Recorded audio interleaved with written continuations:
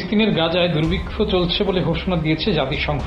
জাতিসংঘের খাদ্য নিরাপত্তা তদারকি সংস্থা integrated food security phase classification IPS জানিয়েছে, গাজার সবথেকে জনবহুল এলাকা জাবালিয়া এবং বেইত হানুনের মতো এলাকা এখন দুর্ভিক্ষের মধ্যে আছে। সংস্থাটি তীব্র দুর্ভিক্ষের সূচকে 5 মাত্রা দিয়েছে ওই অঞ্চলকে।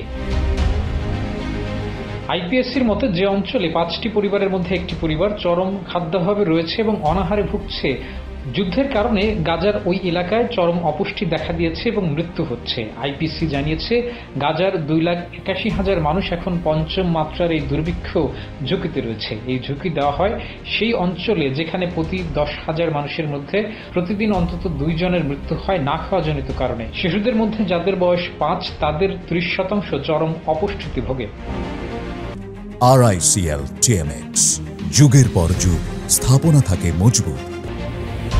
গাজায় না খেয়ে এখন পর্যন্ত 273 জনের মৃত্যুর খবর পাওয়া গেছে, যার মধ্যে শিশু রয়েছে 112 জন। 22 আগস্টের তথ্য অনুযায়ী এর আগের 24 ঘন্টায় না খেয়ে 2 জনের মৃত্যু হয়েছে সেখানে। এ সময় ইসরায়েলের হামলায় গাজায় আরো 71 জন নিহত হওয়ার খবর পাওয়া গেছে। নিহতদের মধ্যে 24 জন ত্রাণ খুঁজতে গিয়ে নিহত হয়েছেন। এসব ঘটনায় আহত হয়েছে আরো 251 জন।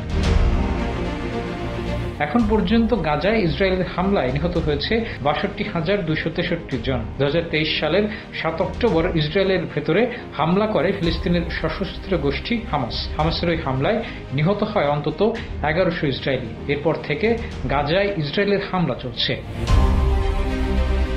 ডেস্ক রিপোর্ট, জয় জয় দিন।